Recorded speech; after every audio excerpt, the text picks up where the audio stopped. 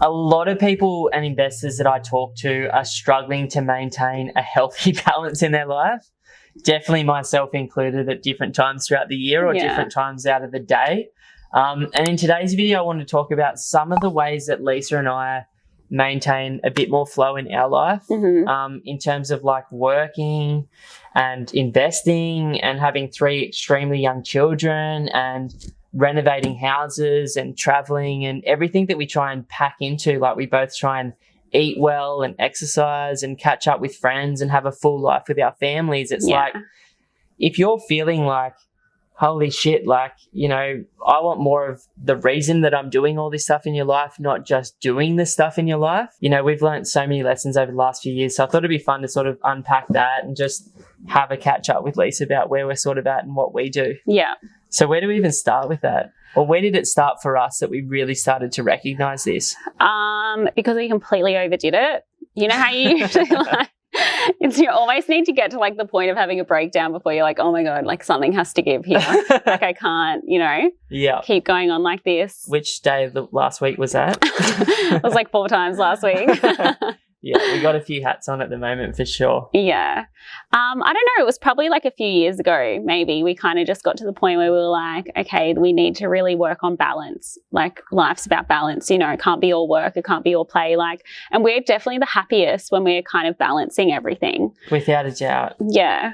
You know, I reckon the first time it happened was when we moved back to Sydney, when I started working with IBM, and we were both really not living our best lives down there. Oh my at God, all. yeah. I hated that experience. Lisa wasn't enjoying it, like coming from Queensland to like Sydney in winter and struggling to get work as an interior designer who'd just finished her qualification. I was so excited. I was like, I finished. I'm going to go to Sydney. I'm going to be this like amazing interior designer, and I could not get a job to save my life. Yeah. And I'm working in IBM's graduate program and just literally photocopying shit and doing Excel spreadsheets for people and listening to like old people talk about things that they didn't care about, let alone like, you know, and it was just an intense period of time. And then I think Lisa's like, you know, we did this little thing and Lisa's like, I'm just not feeling it. I want to move home. And so we booked a trip for 10 days to Bali. Yeah, that was so fun. And we just had an absolute ball, like 8 hired scooters. It was like a nice reset, you know, instead of just like having that bad experience and then moving straight back. It was just like, we're going to reset a little bit, you know, get back in a nice headspace and then go back and, you know, smash it on the coast. You know, it was so nice just surfing. And this was pre-kids, so we're just completely chilling out and getting massages and staying in like nice places, because for the first time we actually both had a job at the same time and we could spend some money and stuff. You know, and it was a really incredible reset. Like I realized while I was over there that I didn't want to be doing IBM anymore, but I didn't know what I wanted to do. And so I think that was like the first time in our lives where we'd like done something that was someone else's dream, and we made the decision for ourselves that we're not going to live like this anymore. Yeah, I think once you get really honest with yourself about what you want instead of what you feel like you should be doing, like your life just gets so much better. Because up until that point, like we'd both finished school, we'd both gone and done like education at uni or TAFE, like we'd both ticked every single box that we were supposed to tick. Like we'd started to buy a couple of investment properties by that point. We'd like traveled and done lots of stuff that we wanted to do, and we're like, just this grind of like this being our life for the next 10 years in the corporate thing was just not my vibe. I'm not a corporate person. No. Like it's not at all. No, and so, you know, fast forward to like 3 years ago, like, you know, I remember we bought the caravan because at the time we were looking for like an outlet, and I remember going away and I said to you like one night when the kids were asleep, like, how are you feeling? And you're just like, I just don't know who I am anymore. Yeah, I feel like a lot of women feel that after they have children. It's like, you know, they're trying to balance like work and kids and, you know, you've just had so much going on. I feel like you just go. And then all of a sudden you're like, I just have not prioritized myself or like followed any of my dreams for a long time, because you're almost just surviving. Like you're just going through the motions. And you asked me the reverse question and I was like, I don't know who I am. I don't know what I enjoy anymore. Yeah. Like we've just been so much on this investing, starting businesses train, having kids, that we'd like forgot what made us actually happy. And that started like Lisa first, because I think you hit rock bottom before me because I was still living in complete fight mode at that time. Yeah. And anxiety mode, and you just started the change. Like you picked up that book, what was it? Mastering Your Inner Mean Girl. Mastering Your Inner Mean Girl. Yeah. We both read it. And, you know, that was the start of a whole different journey, hey? Yeah, I think like now, like a few years on, I know that when you're at that point where you're like, I just don't know who I am anymore, like that's such an amazing point to be at. Like I think people feel like frantic when they get to that point because they're like, oh my God, all these things I used to like identify myself with is now gone. I don't want to identify myself with that anymore.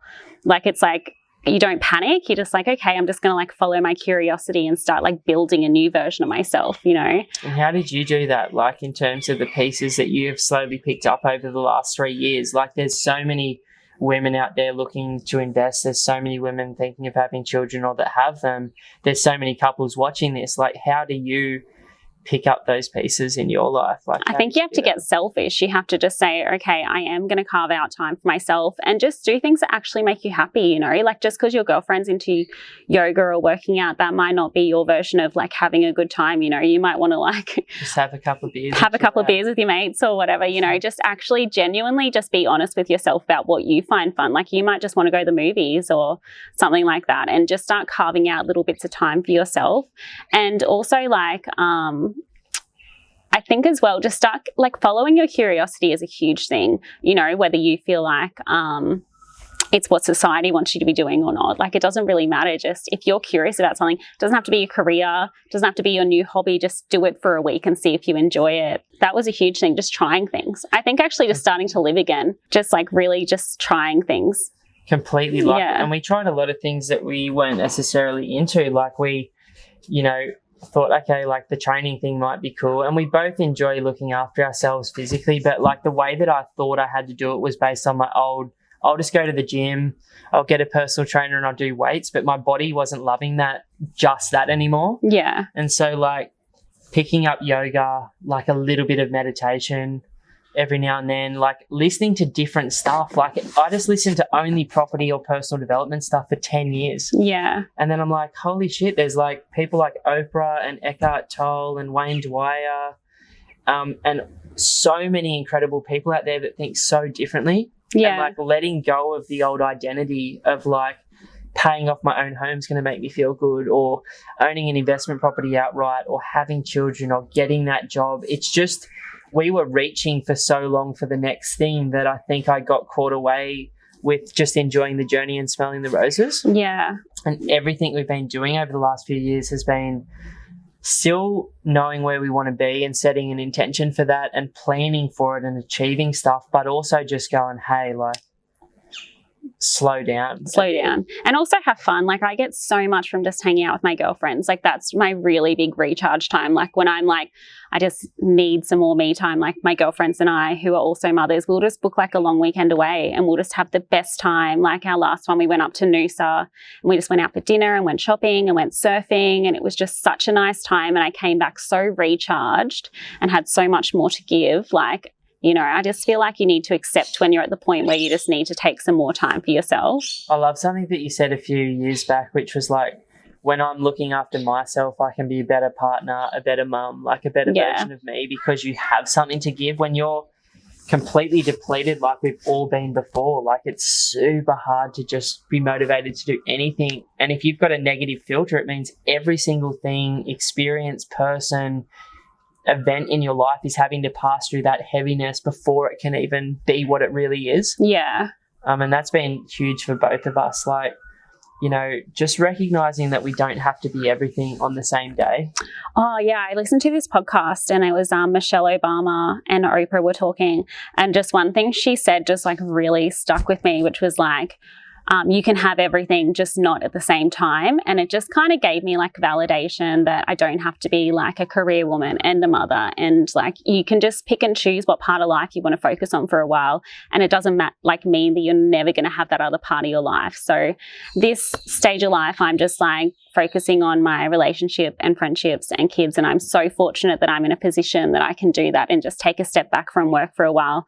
But it doesn't mean that I'm never going to work again, or, you know, I'm never going to have that career. is just accepting that this is the stage that I want to be at and just committing to this stage. When we sort of designed our life 8 years ago, when you finished interior design, we used to sit and have like we just used to eat out all the time, like 4 mornings, 5 mornings, and sit like 5 nights a week, basically. And it was like we were always talking, and I was like, I'm going to take over the world. Like, I'm going to get us millionaires. I'm going to create financial freedom and all this like young man bullshit, like ego stuff. Yeah. And we're like, how sick would it be if you could just do our projects full time? Yeah. And then like looking now, it's like, that's what you get to do. Like, you get to design our Airbnb last year. You got to do the subdivision the year before. Like this year, we're building a home, and we'll renovate a home that we've got and build a granny flat on it too. It's like, but just sometimes like going for what you really want and feeling like it's okay to do that is a huge thing. Like, I talk to people every day, myself included. Like, I've been pretty wound up in the last month just because we've like put a lot of extra hats on our plate again. Yeah. And it's like sort of only in the last few days I've been like, enough's enough. Like, yeah, it's just always recorrecting, you know, like it's always reassessing. It's not like you get this balance and then it's there with you forever. You got to just keep checking in and calling your partner out on it. You know what I mean? If your partner's just gone too crazy into work for like a month, you know, just sit down and have that chat and like pull them back into line. For sure. Like, I'm so grateful that you can sort of call me up on my stuff. Like, it was last week, you're sitting there and you're like, far out, you've been like spinning off the planet, hey? Yeah. And I was like, because I was so involved in like my next steps for us, I couldn't even see it. Like, and having a partner that can call you out when you're going too far beyond what you truly value. Because Lisa knows that if I work my ass off for a month, I will just like either overcorrect into just wanting to chill for a month, or I will just spin off and keep working hard because I forget that you need a balance in other things as well. Yeah, for sure. Yeah. So like, what are some of the things that you do now on a week-to-week basis to maintain your flow? I don't know. I think it's been really like a funny stage at the moment because it's been like a pandemic. The kids have just gone back to school. So like this week I'm like, I'm just going to chill. I'm literally just going to read. I know. I'm like, I'm not going to feel guilty about like recharging and just like, you know, doing the bare minimum that needs to be done just to have more time for myself. You know, I've literally been binging Netflix and catching up with my girlfriends and my mom, and really just been chilling this week, like just giving myself that time. I'm going to do that like, from today forward, because I have been doing the opposite. Like, I've been trying to get our homes refinanced, trying to get this investment sorted out, trying to like plan a granny flat construction, like just working hard, just employed a new person, just signed a lease for a new office. And it's like, that's cool. Like, that was a season and that was necessary to get us to where I want us to be in 3 months or a year's time. But it's also just draining. And you can't, I know now that from what I've gone through in the last 3 years, you just can't keep operating like that, because you will, I hate the word burnout, but you will fatigue yourself and you won't be able to be your best self for your kids or your partner or your clients or your friends. And it's like, you know, it's just noticing that. Like, the other night I picked up a book called The Happiness Trap, which I haven't read for 6 months. I read 3 pages and I'm like, I now remember like the thoughts that I've been hooking onto in my head about working more or investing more are just stories. Yeah.